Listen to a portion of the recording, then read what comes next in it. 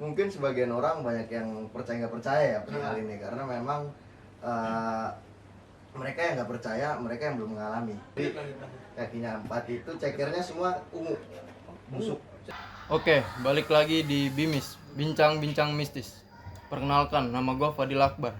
Kali ini gue sebagai host di acara Bimis, bincang-bincang mistis.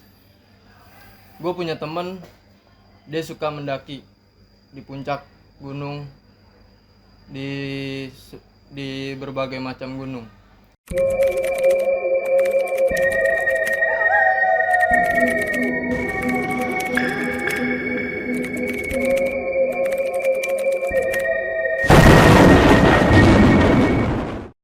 Langsung saja kita panggilkan itu, ada temen gue namanya Bilal Muhammad Rehan yang ada di sebelah. Gimana bang, kabarnya? Sehat Bar, sehat, alhamdulillah. Sakit nggak? Enggak dong, enggak. Jadi gimana nih bang, gimana? pengalaman lu selama lu naik gunung? Selama naik gunung ya? Ya kan gue lihat lu banyak banget nih ya kan. Lu di perahu lah, dimanapun setiap gunung lu pasti mendaki punya pengalaman mistis lah. Intinya kayak gitu sih. Jadi gimana? Oh ngerokok ya? Ngerokok ya bang? Iya boleh ya. Mungkin ini kali ya. Apa namanya? Nggak banyak, tapi beberapa kali gue suka naik gunung dan mungkin yang dibutuhkan adalah cerita horornya gitu ya. Karena nggak selalu ada juga sih cerita horor di dalam. Mungkin banyak pendaki-pendaki yang nemu kejadian-kejadian tersebut. Namun pada kali ini gue bakal nyeritain sedikit waktu gue naik ke Gunung Lawu. Ke Gunung Lawu itu di tahun 2019, tepatnya 2019. Kalau nggak salah itu di bulan Februari. Oke. Februari 2019. Antara 2019 sama 20, pokoknya lupa. Itu. Nah, itu kalau nggak salah Desember tahun sebelumnya sempat kejadian viralnya hilangnya Alfi di Gunung Lawu. Iya, tahu saya itu. Nah, beritanya. di bulan Februarinya gue naik ke sana. Berangkat dari Jakarta 19 orang. 19 orang kita naik dari Jawa Timur. Di sana ada posko pendakian via Cemoro Sewu. Kita naik itu dari pagi jalan terus 19 orang itu. Jadi sebenarnya gue kesana itu nggak sama teman-teman doang bang. Jadi gue 19 orang itu banyak kayak orang-orang kayak gathering kantor sebenarnya. Cuman dari 5 orang dari 19 orang itu memang dikhususkan untuk bantu-bantulah tim yang dari kantor karena memang di situ banyak ibu-ibu sama bapak yang ikut. Itu singkat cerita kita naik di harinya lupa, naik 19 orang itu nggak ada kejadian apa-apa. Aman semua. Aman. Cuman berlambat laun mulai dari estimasi waktu kita itu berangkat pagi sampai itu harusnya sore karena cuacanya juga lagi musim pergantian dari musim hujan ke musim panas, maka acak-acakan. Jadi kita yang tadinya nyampenya harusnya sore ngaret sampai sekitar jam 8 malam. Jam 8 malam kita buka tenda di Sendang Derajat. Jadi di salah satu gunung Lawu itu ada Sendang Derajat. Tempat kayak pengambilan air para pendaki di situ. Kita deket situ, bangun tenda segala macam. Nah, karena gue pertama kali naik ke Gunung Lawu pada zaman itu, dan gue nggak tahu aturan-aturan apa yang harus dilakuin atau yang nggak boleh dibawa, ya gitu kan. Jadi kita bawa aja, karena kan biasanya kita naik itu kan bawa logistik, makanan dan sebagainya. Pada saat itu kita bawa ayam 2 ekor. Ayam hidup. Kalau ayam kampus repot saya bawanya. Ayam hidup. Terus itu 2 ekor yang udah dibumbu kuning. Itu ada di tas teman gua. Jadi kebetulan pas di malam itu gue bagian orang masak-masak, bagian logistik masak-masak. Nah itu ayam di satu Tupperware itu habis bang. Habis. Cuman nggak tahu dong. Cuman yang habisnya itu banyak bagian ceker. Bagian cekernya doang. Jadi semuanya itu aman, bumbu kuning. Cuman ada 4 ceker, kakinya kan 4. Ayam kakinya 2, karena 2 ayam 4. Kalau 4 kebo dong. Makanya kan susah bawanya. Repot kalau gitu mah ya. Ayam. Gendong-gendong kebo gitu. Ya jadi lanjut. Kakinya 4 itu cekernya semua ungu. Busuk. Udah kayak Krishna kalau gitu ya. Parah, bukan lagi. Terus hilang tuh, habis itu cekernya hilang. Cekernya akhirnya kita bawa turun lagi dan kita baru tahu bahwasannya ke Gunung Lawu itu nggak boleh bawa ceker. Kalau saya dengar-dengar tuh biasanya di Gunung Lawu kayak ada makom keramat katanya ya. Iya, di atasnya itu kayak tempat petilasan. Oh, Kalau nggak petilasan. salah petilasannya Brawijaya 5. Dia itu beliau salah satu daripada kerajaan Mataram. Raja di Mataram. Sempat Iya, iya, iya. bersimedi lah mungkin orang dulu di sana. Itu nah. Baik tuh katanya kalau malam satu suro pada ke situ ya Iya. katanya. Kalau satu Syawal kan nggak mungkin. Satu Suro udah mau. Harum. Harum. Nggak boleh puasa juga. Harum. Mm-mm. Jadi ketika itu kita dikasih tahu sama pendaki lain bahwasannya emang nggak boleh bawa ceker, oke. Akhirnya kita bawa turun lagi. Dilalanya kebetulan yang bawa turun gua bang. Oh, lu sendiri? Iya, tas si Tupperware yang ada cekernya tadi itu dimasukin tas gua. Itu udah sampai pos atau apa gitu? Itu pas Sampai malamnya, puncak kejadian atau- malamnya. Oh, kejadian malamnya. Kejadian malamnya. Besoknya kita summit dari pagi ketemu jam 11, kita ngeliat puncak segala macam, biasa orang pada foto-foto. Turun itu sekitar jam setengah 12 dari puncak Gunung Lawu. Karena awalnya kita nggak ada niatan lintas, jadi naik di Jawa Timur, turun Jawa Timur lagi. Cuman kayak kurang seru mungkin tim. Jadi mereka ubah schedule lah. Yang tadinya naik dari Jawa Timur, ya turunnya di Jawa Tengah. Katanya pengen nyobain lintas. Karena kita orang-orang yang ngikut aja, jadi kita ngikut juga. Dilalanya kita turun lewat jalur yang berbeda. Otomatis medannya pun berbeda sama yang kita berangkat. Iya, pasti kalau Kita udah ngukur-ngukur lagi. Kita berjalan dari pos, kalau nggak salah paling atasnya itu pos 5. Dan itu di pos 5 di tempatnya ada namanya di sana itu kalau nggak salah Pasar Bubrah, Pasar Setan. Iya. Itu masih ada garis polisi-polisi yang tempat dicarinya Alfi kehilang waktu itu. Iya. Itu masih banyak bekas di situ. Cuman di pos 5 ke bawah terus kita nggak ada ngelakuin hal-hal yang aneh sih. Semua aman-aman aja. Dan itu dari 19 orang itu dibagi 3 kelompok. Oh, dibagi 3 kelompok. Bagi 3 kelompok. Dan gua orang yang paling belakang buat Iya. nyisir jalan. Ah, ah. Ketika jalan semua aman, jadi sistemnya kita dari pos ke pos itu saling tunggu. Jadi kalau pos tim 1 udah nyampe pos 4, tungguin tim 2. Tim 2 nyampe, 1 jalan terus begitu.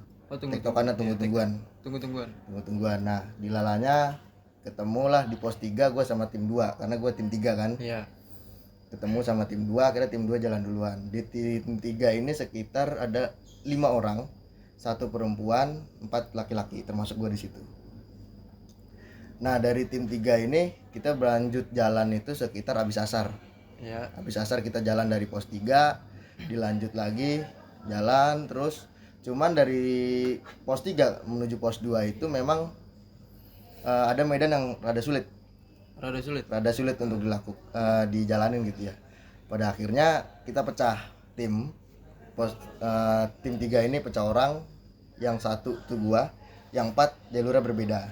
Karena perempuan yang gua bawa ini di tim gua ini dia cedera. Oh, cedera. Kepleset Atau gimana itu? Enggak kepleset, mungkin karena medannya itu lembab. Licin. Akhirnya kulit itu pada pecah-pecah dan sakit untuk lanjutin perjalanan, dan dia bukan pendaki yang suka mendaki gitu, mungkin baru pertama kali langsung ke Lawu gitu ya. Dan kakinya mungkin kaget, terus medannya juga lumayan kacau kan pada saat itu. Akhirnya mereka potong kompas dan gua jalur di jalur aslinya jalan. Kita janjian itu di pos 2. Di pos 2 itu janjian buat ketemuan karena kita jalan dari pos 3 ke pos 2 kan. Jadi siapa aja yang nyampe pos 2 duluan kita saling tunggu. Kalau gua nyampe duluan berarti gua nungguin 4 orang. Kalau 4 orang nyampe duluan berarti gua ditunggu sama 4 orang itu kan. Nah, gua nyampe pos 2 itu jam setengah 6. Di situ masih ada beberapa pendaki, cuman anehnya ini kan gua turun jalurnya via Cetok. ya. Itu banyak pendaki yang naik atau turun pada saat itu nggak ada yang berhenti bang. Lanjut terus. Padahal itu pos enak menurut gua. Pos ada kayak saungnya, ada tempat duduknya, terus lahannya luas. Kalau untuk bikin tenda pun kayaknya itu enak banget. Asri itu ya. Asri. Terus tempat enak lah gitu kalau buat istirahat di situ. Cuman herannya banyak pendaki yang lewat naik ataupun turun tuh nggak istirahat. Mereka labas terus. Kalau istirahat paling bentar minum lanjut. Sebatang tuh nggak ada. Nggak ada. Karena gua niat nungguin teman, jadi gue di situ sendirian dari setengah 6 itu. Gue sendirian, Cuman setiap ada pendaki naik atau turun selalu gue tanya, ada nggak? Karena kita pakai seragam bang waktu itu. Seragam oren-oren tuh. Iya, udah kayak tukang sapu Iya, ya kalau kayak gitu ya. kayak di kalah. Aduh, Iya. enggak kemarin 4-1 Oh, 4-1 menang. Iya, kayak gitu oren-oren. Karena kan biar nyaru dari alam kan, warnanya terang itu. Itu setiap yang naik sama turun itu nggak ada yang ketemu sama kelompok gua. Pikir gua bahwasannya kelompok gua nih masih di belakang gua berarti. Dia masih jalur potong kompas, nggak lewat jalur asli. Oke, ketika itu gue udah kasih tahu jangan nunggu di Via Ceto Di pos 2 karena memang di situ ada angker menurut yang udah pada naik. Oh gitu. Karena memang kita lupa, terutama gue lupa sama pos itu. Jadi gue nunggu di situ, Bang. Menunggu di situ. Dilalahnya ketemulah maghrib. Itu habis beberapa batang gue nungguin teman-teman gue maghrib di situ. Akhirnya gue paksa untuk turun sendiri. Dan gue bener-bener baru pertama kali lewat jalur itu gitu. Jadi ya udah gue paksain sendiri. Gue nggak tahu tuh dari pos 2 ke pos 1 tuh berapa waktunya, estimasinya gue nggak tahu. Dan gue di situ baru pertama kalinya juga kayak wah kayaknya gue hilang nih gitu. Hilang. Iya. Takut banget, pasti Takut ada banget rasa pasti. khawatir itu lah. Cuman ya karena aura daripada cerita orang itu Gunung Lawu angker. Nah gue takut di situ. Pasti punya Takut suges kan. lah. Suges pasti tinggi jadi kalau itu. memang mental kita bener-bener wah kayaknya hilang nih Nah gitu. itu pas lu di pos 2 itu ada kejadian mistis nggak pas lu lagi ada lagi jadi nyobain kayak gitu? banyak suara-suara yang gua nggak tahu itu suara dari alam atau bukan ya, cuman kayak dengkuran orang gede gitu. gitu. Iya kayak orang tidur. Oke, Kayak orang tidur kayak hembusan napasnya itu tuh tapi gede. Oh gede. Jadi di andaikan ini shelternya, saungnya, nah di belakangnya tuh ada pohon gede emang di situ dan di situ ditutupin kain di situ. Itu sih yang paling mencekam ya karena pas gua turun kejadian itu turun dan dari pos 2 sampai pos 1 itu baunya bunga melati itu nggak hilang-hilang bang. Nggak hilang-hilang. Pas lagi di pos itu tuh. Iya dari pos 2 sampai pos 1 tuh nggak hilang-hilang. Gua jalan dari habis maghrib sampai ketemu pos 1 itu sekitar jam 9 malam. Lama juga. Lama banget. Gue pikir memang jalurnya lama. Pas gue ketemu orang pendataan, orang asli gunung situ, warga situ, ditanya kok sendirian segala macam. Iya, nungguin teman segala macam. Ternyata teman gue itu udah lewat. Oh, udah lewat. 4 orang itu udah duluan. Aduh. Dan gue masih nungguin di situ. Jadi menurut orang dari pos 2 ke pos 1 itu nggak nyampe 1,5 jam. Sedangkan gue dari jam 6 sampai jam 9 udah 3 jam sendiri tuh. Iya, padahal gue berhenti nggak lama, jalan terus aja gitu. Kayak dibutain map gitu ya Kayak dibutain map gitu jatuhnya. Dan ketika gue temu teman gue di tempat peristirahatan 4 orang itu dia nggak ngeliat gue. Seharusnya kan kalau dia lihat jalur asli kan ketemu gue tuh, iya, udah pasti ketemu. Udah pasti ngeliat Gue juga. 3 jam di jalur kan pasti ketemu gue gitu. Cuman dia nggak ngeliat gue sama sekali. Ibarat kayak dibawa ke alamnya dia gitu ya sempat mungkin ya, tapi emang kuasa Tuhan, kuasa Allah pada saat itu kalau baca Yasin udah hampir 4 kali muter balik tuh bang gue. Kagak berhenti iya setahil-tahil lah itu bang karena memang sampai doa-doa iya gitu. serem kan gua apa baik gua bacain itu udah gitu sih bang yang paling gua takutin pada saat itu ya cerita horor gitu sih. Berarti itu aja ya. Iya. Oke. Jadi cerita mistis dari Bang Bilal itu tentang di Gunung Lawu. Apa yang kejadian di pos 2 itu ada suara geram gitu sampai dia harusnya turunnya 1,5 jam nih bisa sampai 3 jam sendiri dari jam 6 sampai jam 9 gitu. Oke. Ini balik lagi nanti di segmen 2.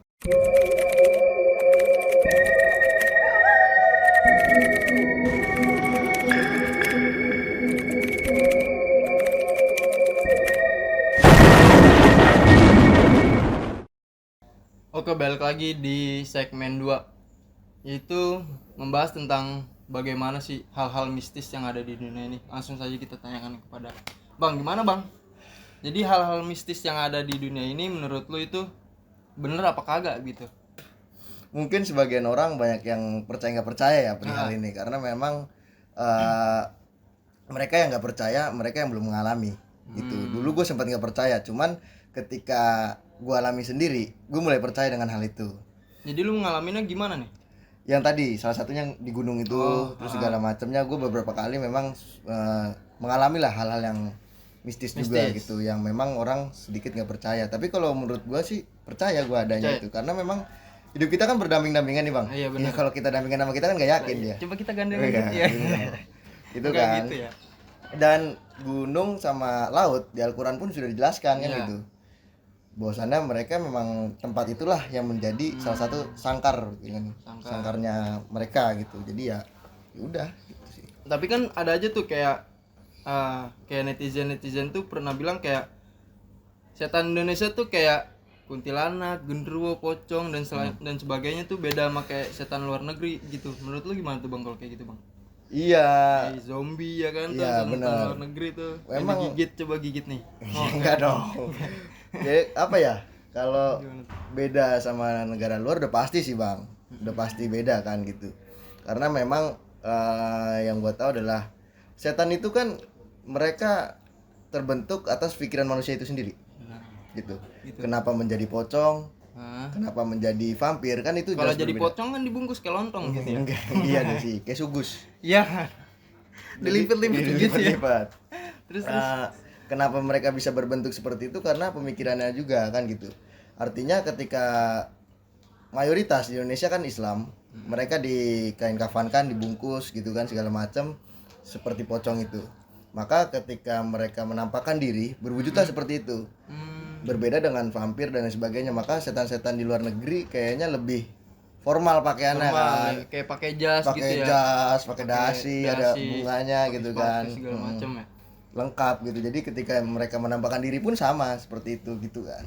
Gitu. Kurang lebih seperti itu. Tapi kan kalau kayak pocong kan pasti kayak setan cowok, kuntilanak cewek, genderuwo tuh kayak cowok tuh gimana tuh bang tuh? Kalau menurut itu bang? Kayaknya sama aja sih. Sama aja ya? Iya. Perihal cowok cewek ya. Kayaknya serem banget gitu. Orang tinggi gede ya kan. Iya. Hitam badannya. Iya sih sama aja sebenarnya. Sama aja kalau menurut lu ya. Maka mungkin kalau orang luar negeri ngeliat kuntilanak nggak serem-serem amat menurut dia. serem-serem amat, Ya karena iya, dia nggak terbiasa dan nggak takut juga gitu Kayak kan. kalau dari ini mah kan kayak setan-setan yang berbentuk wujud manusia gitu kayak kalau yang lain itu kayak kan ada film-film di kayak boneka kayak gitu tuh. Gimana tuh bang tuh? Boneka? Apa setan masuk ke boneka apa gimana ya? Ya mungkin apa ya? Sukmanya mungkin yang Sukmanya masuk. ya? Iya, sukma. Sukma jiwa dan raga. Nah, itu dia yang masuk. Cuman kalau ruhnya kan nggak mungkin ya. Nggak Mungkin mungkin. sukma dan auranya aja sih yang bisa masuk ke situ. Gitu sih, Bang. Kayak jalangkung gitu kan. Kan kalau Jailani bukan. Beda itu mah nama orang. Ya makanya Tukang toprak kalau di sana. jalangkung. Gitu sih. Ya, Oke. gitu. Baik. Kali ini di segmen 2 yaitu mengenai hal-hal mistis yang ada di dunia ini. Tanggapan dari narasumber Bang Bilal, apa yang sudah dijelasin. Disudahi podcast kali ini di Bimis, bincang-bincang mistis.